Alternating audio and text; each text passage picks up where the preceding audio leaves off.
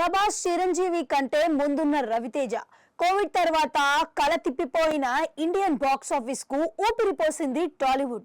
Pandemic టైంలో సినిమాలు తీయడానికి, వాటిని థియేటర్లలో రిలీజ్ చేయడానికి మిగతా ఇండస్ట్రీలు వెనుకడుగు వేస్తుంటే తెలుగు చిత్ర పరిశ్రమ మాత్రం ఎప్పటికప్పుడు సినిమాలను విడుదల చేస్తూ రెవెన్యూ జనరేట్ అయ్యేలా చేసింది.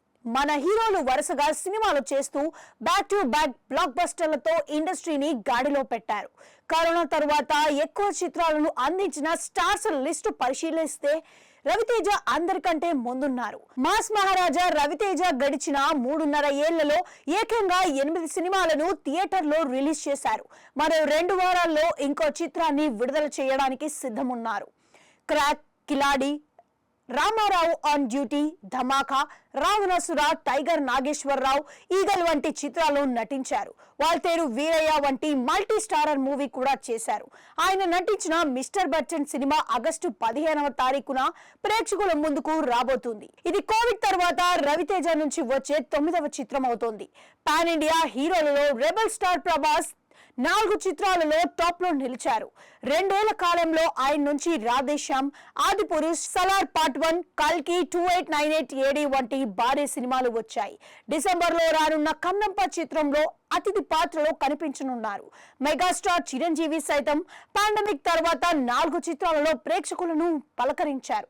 తనయుడితో కలిసి ఆచార్య అంటూ వచ్చిన చిరు, గాడ్ ఫాదర్, వాల్తేరు వీరయ్య, బోలా శంకర్ సినిమాలతో అలరించారు.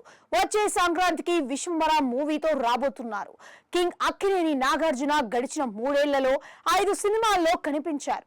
కొడుకుతో కలిసి బంగారాజు మూవీ చేసిన Nag, wild dog, the ghost, Naa Saami Ranga చిత్రాల్లో నటించారు.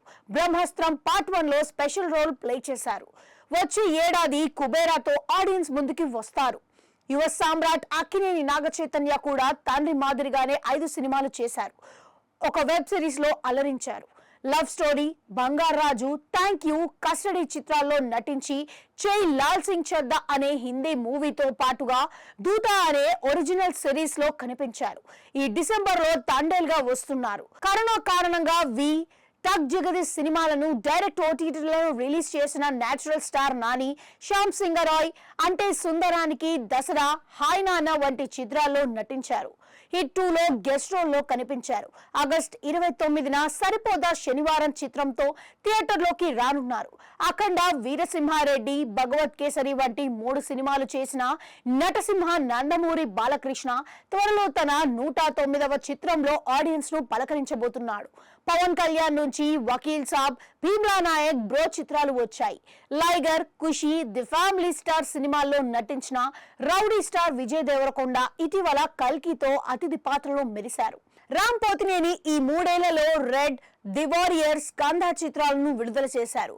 ఆగస్టు 15న డబుల్ ఇస్మార్ట్ తో బాక్స్ ఆఫీస్ బరిలో దిగుతున్నారు.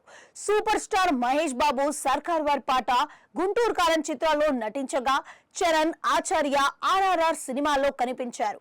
అల్లు అర్జున్ పుష్ప, జూనియర్ ఎన్టీఆర్, RRR చిత్రాలలో సందడి చేశారు.